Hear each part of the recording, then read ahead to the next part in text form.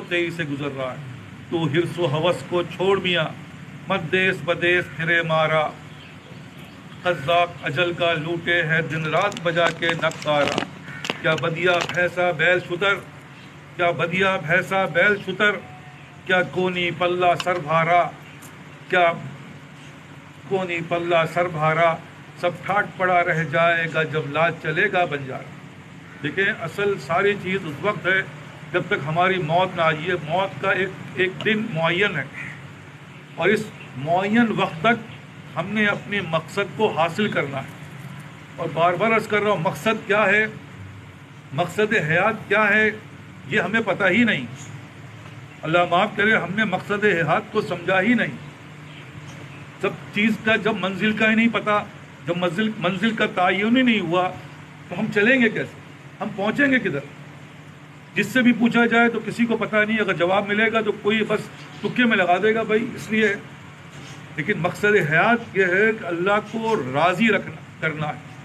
ہمیں دنیا میں بھیجا گیا ہے اللہ کو راضی کرنے کے لیے، اور اللہ کی رضا جو ہے وہ کس چیزوں میں ہے، وہ نبی کی سنت میں۔ اس لیے یہ بات کو دل و دماغ میں بٹھا لیں کہ اللہ کی رضا ہمیں ہر صورت میں حاصل کرنا ہے۔ لیکن یہ رضا ایسی نہیں ہے کہ جاؤ بازار سے خرید کے لے آؤ، یا کہیں سے بھی مل جائے اٹھا کے لے آؤ۔ یہ رضا ایسے حاصل نہیں ہوتی۔ اس رضا کے لیے اللہ نے کہا ہے ہم نے امتحان رکھا ہے، اس کے اندر رکاوٹیں ہیں، یہ ایسے نہیں ملے گی تمہیں۔ اور گاہے بگاہے رکاوٹیں زندگی کے ساتھ ساتھ تمہاری رکاوٹیں بڑھتی چلی جائیں گی، اور ایک وقت ایسا آئے گا موت، جب موت کی روح قبض ہوگی، علمان الحفیظ، اس وقت بھی امتحان ہوگا۔ بار بار عرض کر رہا ہوں، دیکھیں یہ سارے امتحانات سے جب تک انسان کامیاب نہیں ہوگا اس وقت تک اللہ کی رضا حاصل نہیں ہوئی۔ اس لیے بڑے بڑے ان باتوں سے کانپتے ہیں، اور سب کچھ ہونے کے باوجود نماز بھی ہے، روزہ بھی ہے، تہجد بھی ہے، تسبیحات بھی ہیں، ساری چیز ہے، لیکن دعا حضرت فرما دیں کہ خاتمہ بالخیر ہو جائے، کیونکہ ساری چیزوں کا دار و مدار خاتمہ بالخیر پر ہے۔ لیکن خاتمہ ہی بالخیر نہیں ہوا، یہ ساری چیزیں ہماری رائے گاہ چلی گئی۔ لیکن ان چیزوں کو حاصل کیسے کیا جائے، ان چیزوں کو کیسے ہم برقرار رکھ سکتے ہیں، یہ ایک بہت بڑا لمحہ فکریہ ہے۔ لیکن ہم اور آپ اس لمحہ فکریہ میں ہے ہی نہیں۔ ہر آدمی یہ سمجھ رہا ہے کہ شاید اس نے مقصد نماز بنا لیا، اس نے مقصد جو ہے وہ حفظ کرنا بنا لیا، اس نے مقصد جو ہے وہ علم بنا لیا، اس نے مقصد جو ہے وہ عبادت کو بنا لیا۔ ہرگز یہ نہیں ہے، بار بار کہہ رہا ہوں یہ مقصد نہیں ہے، یہ سب راستے کے منازل ہیں، کیونکہ جس راستے سے انسان گزرتا ہے اس منازل وہ بتاتی ہے کہاں جا رہا ہے۔ لیکن مقصد جو ہے وہ اللہ کی رضا ہے، مقصد یہ ہرگز نہیں ہے۔ لیکن ہم اور آپ یہیں پر آ کے مطمئن ہو گئے۔ کسی سے پوچھا حضرت ماشاءاللہ الحمدللہ اللہ کے شکر نماز پڑھ لیتے ہیں، تو بھائی نماز تو پڑھ لیتے ہو، لیکن اپنی شکل وضاقتہ دیکھیے تم نے، مونچھیں تمہاری جو ہے وہ ہونٹوں کے اندر جا رہی ہے۔ یہ مونچھیں ہونٹوں کے اندر جانا کیا حرام ہے؟ لیکن تمہیں اس بات کا احساس اسی میں تمہاری موت آ جائے کہ تمہاری نماز کس کام کی آئے گی، تمہیں ایسی حرام حالت میں دفن کر دیا جائے گا، اس کو کوئی نہیں کاٹ سکتا۔ بھائی یہ سب باتیں کہاں سے لائے ہیں؟ یہی باتیں تو نبی نے بتائی۔ لیکن ہم اور آپ بس نماز پڑھ لی یا کوئی بھی عمل کر لیا، ہم سمجھے کہ ہم تو راضی ہو گئے۔ امتحان تو اسی بات کا ہے، لیکن اس امتحان میں ہم کامیاب نہیں ہیں، ہمیں اس باتوں کا احساس نہیں ہے، اور ہماری زندگیاں اللہ معاف کرے گزرتے گزرتے کسی دن بھی موت آ کے کھڑی ہو جائے گی، اور جب یہ موت آ جائے گی پتہ چلے گا یا اللہ یہ کیا ماجرا ہو گیا۔ جیسے میں نے آپ سے عرض کیا کہ یہ سب چیزیں اس بات کی دلیل ہے کہ ہم اللہ سے راضی ہیں۔ کیا دلیل ہے؟ بار بار عرض کر رہا ہوں، دیکھیں اللہ تعالیٰ نے ہر چیز کے بارے میں بہت واضح انداز میں بتا دیا کہ بھائی تمہاری اس کی دلیل کیا ہے کہ اللہ ہم سے راضی ہے۔ یہ وہی دلیل ہے جو اللہ نے کہا فَاذْكُرُونِي أَذْكُرُكُمْ، کہ تم مجھے یاد کرو میں تمہیں یاد کروں گا۔ تو جب بندہ اللہ کو یاد کرتا ہے تو اللہ اس کو یاد کرتا ہے، یہ اس کی دلیل ہے۔ جب بندے نے اللہ کو بھلا دیا تو اللہ نے بندے کو بھلا دیا۔ جب بندہ اللہ سے راضی نہیں ہے تو اللہ بھی بندے سے راضی نہیں ہے۔ دیکھیں یہ ہے اس کی کسوٹی، بار بار عرض کر رہا ہوں یہ اس کی کسوٹی ہے کہ اللہ کی رضا کس چیز میں ہے، کہ میں اللہ سے راضی۔ اللہ کس چیز سے راضی ہے؟ اللہ نبی کی سنت سے راضی ہے۔ لیکن ہم یہ دیکھتے ہیں ہماری زندگیوں میں سنت تو نہیں ہے۔ جب سنت نہیں ہے تو رضامندی کس بات کی؟ میں ایسے نہیں کروں گا ایسے کروں گا، میں ایسے رکھوں گا داڑھی ایسے نہیں رکھوں گا، میں کپڑے ایسے پہنوں گا ایسے نہیں پہنوں گا، میں ایسی زندگی گزاروں گا. بھائی یہ کیا مطلب ہے؟ یہ رضامندی کی علامت ہے؟ ہرگز نہیں، یہ دھوکہ ہے. دیکھیں یہی میں عرض کر رہا ہوں، یہی میں بار بار دہرا رہا ہوں، یہ دھوکہ ہے کہ ہماری زندگی سر کے بال سے لے کر پیر کے ناخن تک اللہ کی رضا کے مطابق ہو، اور اللہ کی رضا نبی کی سنت کے اندر ہے. تو دیکھ لو موجود ہے نمونہ. اگر نمونہ نہیں ہوتا تو ہم اور آپ تشویش میں ہوتے، پتہ نہیں بھائی کیا ہو. ہر آدمی سمجھ رہا ہے میں صحیح ہوں، وہ سمجھ رہا ہے میں صحیح ہوں، لیکن ہرگز ایسا نہیں ہے. اللہ کی رضا نبی کی سنت میں، اور اللہ تعالیٰ نے قرآن شریف میں اپنی رضا کا اظہار کر دیا. کس سے؟ صحابہ اکرام سے. اس جو نبی کے ساتھی ہیں، جو نبی کے ساتھ ہیں، ہم ان سے راضی ہیں. اب دیکھو نمونہ کون ہو گئے؟ وہ نبی اور نبی کے صحابہ. بار بار عرض کر رہا ہوں، دیکھیں یہ نمونہ ہے ہمارے لیے. اگر ہماری زندگی اس نمونے کے عین مطابق ہے تو اللہ آپ سے راضی ہے، اور اگر مطابق نہیں ہے انا للہ و انا الیہ راجعون پڑھ لو. بڑے سے بڑے نمازی بن جاؤ، بڑے سے بڑے عابد بن جاؤ، حافظ بن جاؤ، عالم بن جاؤ، لیکن اللہ کی رضا پہ اگر آپ راضی نہیں ہیں کہ اللہ نے اگر آپ کو رکھا ہے ایسا تو آپ نے ایسے ہی رہنا ہے. اگر آپ ایسے نہیں رہتے تو رزلٹ اس کا نیگیٹو آتا ہے. بار بار عرض کر رہا ہوں، اور یہی نیگیٹو رزلٹ ہمیں اللہ سے دور کر رہا ہے. کیا دور کر رہا ہے؟ یہ حواس باختہ کی زندگی ہے. زندگی ہماری جو کرنا ہے وہ نہیں کر رہے. ایک پاگل اور ایک سمجھدار میں فرق کیا ہے؟ پاگل وہ کام کرتا ہے جو نہیں کرنا، اور سمجھدار وہ کام کرتا ہے جو کرنا ہے. یہی تو فرق ہے، ورنہ کیا فرق ہے؟ ہر آدمی دو ہاتھ دو پیر سب کچھ وہی ہے، لیکن فرق نظر آئے گا کہ جس کو یہ نہیں کرنا ہے یہ کر رہا ہے. اس کا مطلب اس کا ذہنی توازن صحیح نہیں ہے، اور جو کرنا ہے وہ نہیں کر رہا. تو ہم اپنی زندگیوں میں دیکھیں، اس روحانی زندگی میں جس کے لیے ہم آئے ہیں، کیا ہم جو کرنا ہے وہ کر رہے ہیں؟ ہرگز نہیں. ہماری 24 گھنٹے کی زندگی دیکھیں، یہ 24 گھنٹے کی زندگی پوری زندگی کا نچوڑ ہے. اگر یہ 24 گھنٹے ہماری سمجھ میں آ گئی تو سمجھو کہ پوری زندگی صحیح ہے. اگر یہ 24 گھنٹے ہمارے آپ کے سمجھ میں نہیں آتی، اس کا مطلب ہے کہیں کھوٹ ہے، کہیں گڑبڑ ہے، یہ صحیح نہیں ہے.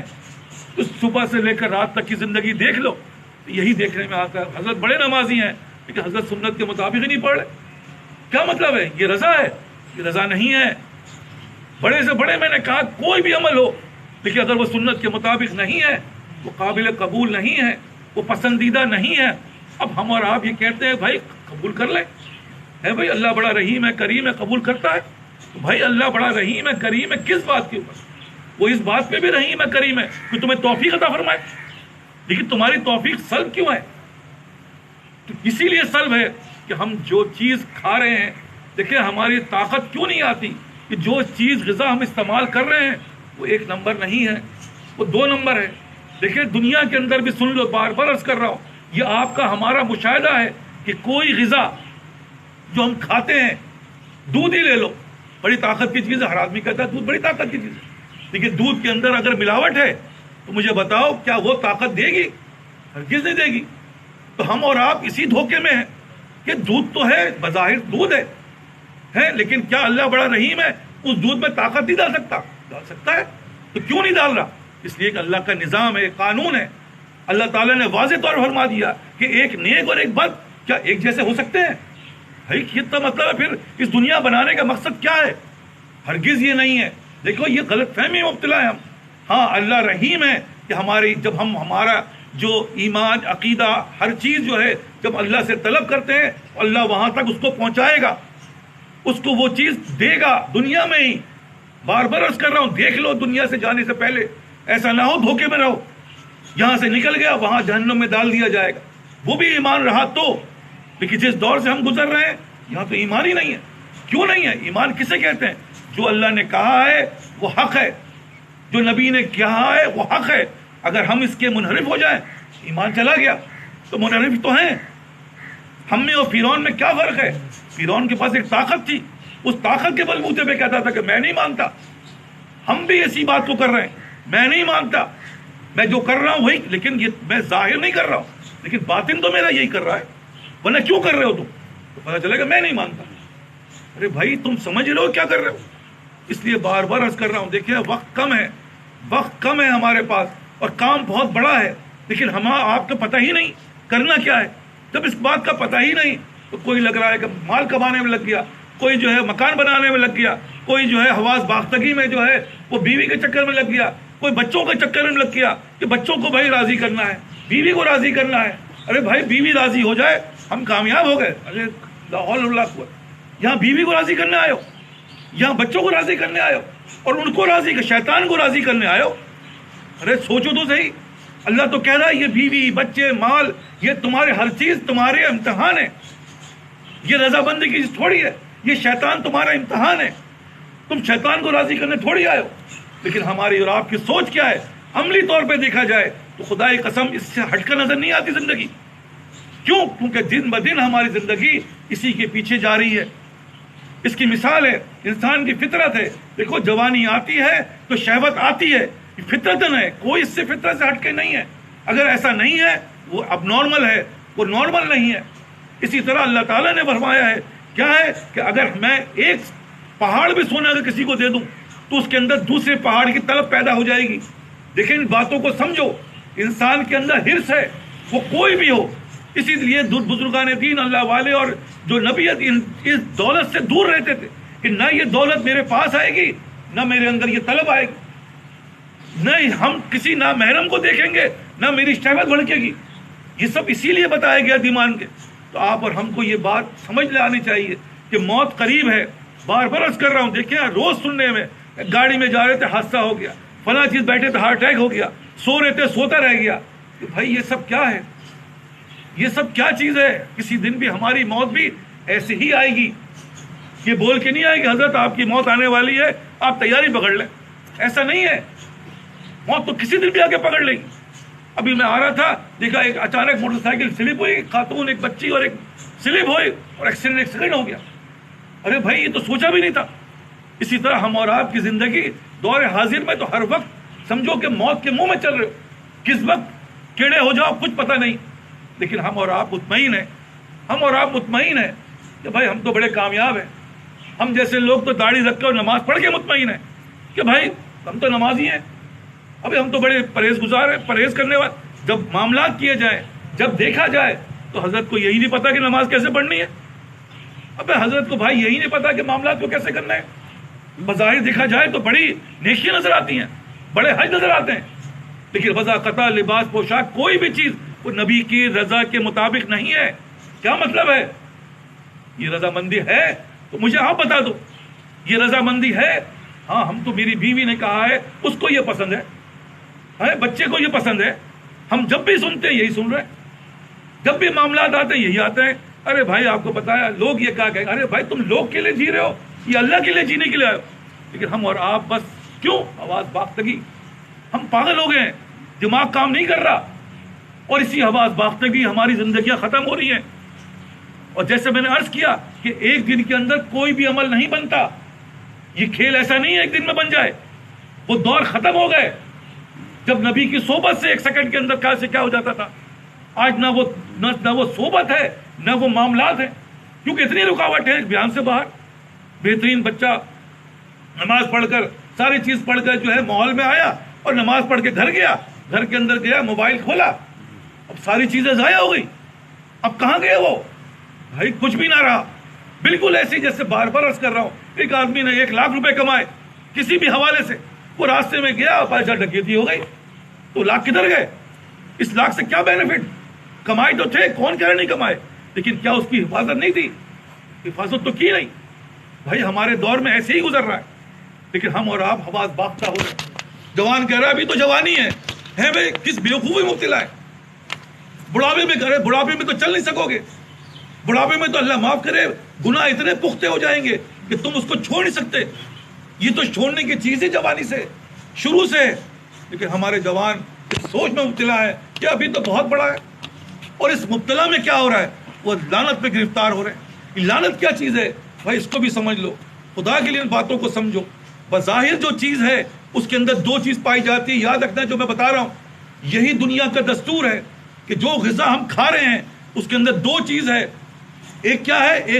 ایک فضلہ ہے، اور دوسرا کیا ہے؟ اس کی طاقت ہے. تو اگر آپ نے کوئی بھی چیز نقلی کھائی، جراثیم والی کھائی، تو کیا اس سے طاقت پیدا ہوگی؟ ہرگز نہیں. ہاں فضلہ ضرور پیدا ہوگا، فضلہ ضرور پیدا ہوگا. اور فضلہ کیا ہے؟ فضلہ وہ لعنت ہے جس کو ہمیں اپنے آپ سے دور کرنا ہوتا ہے. اگر ہم اپنے آپ سے دور نہ کریں تو یہ کیا بنے گا؟ یہ جسم کے اندر سرایت کر جائے گا، خون کے اندر پیشاب مل جائے گا، پیٹ کے اندر پتہ نہیں کیا کچھ ہو جائے گا، کڈنی کے اندر جراثیم آ جائیں گے. یہ کیا ہوا ہے بھائی؟ یہ کیا ہوا کہ وہ فضلہ اگر باہر نہیں آیا تو اس نے ہمارے اندر کے جسم کو تباہ کر دیا. اور یہ طاقت کیا چیز ہے؟ طاقت جو ہے وہ ہمارے جسم کو چلاتی ہے، ورنہ یہی چیزیں ہمیں بیمار کر دیں گی. اور یہی دیکھنے میں آ رہا ہے بھائی، یہی دیکھنے میں آ رہا ہے. جو اعمال کر رہے ہیں، جو معاملات کر رہے ہیں، اس کے اندر کوئی بھی طاقت نہیں ہے. وہ سوائے جراثیم تو پیدا کر رہی ہے لیکن طاقت پیدا نہیں کر رہی. کیوں نہیں کر رہی؟ اس کے اندر برکت نہیں ہے. یہ برکت کیا چیز ہے بھائی؟ مال تو کمایا، مال میں برکت نہیں ہے. اولاد تو ہے، اولاد میں برکت نہیں ہے. بیوی تو ہے، بیوی میں برکت. جس چیز کو بھی لوگے، گھر تو بنا لیا، برکت نہیں ہے. اے سی تو لگا لیا، برکت نہیں ہے. برکت کیا ہے؟ برکت دل کا سکون ہے. برکت فائدے کی چیز ہے، جیسے میں نے کہا، جو نظر نہیں آتی. بالکل اسی طرح جس طرح وہ چیز کے اندر طاقت نظر آتی ہے، نہیں نظر آتی، اسی طرح یہ برکت نظر نہیں آتی لیکن فضلہ نظر آتا ہے. بار بار عرض کر رہا ہوں، جو خراب چیز ہے، جو لعنت ہے، وہ نظر آتی ہے لیکن جو برکت کی چیز ہے وہ نظر نہیں آتی. اللہ نظر نہیں آتا، طاقت نظر نہیں آتی، کوئی بھی چیز لے لو وہ نظر نہیں آتا.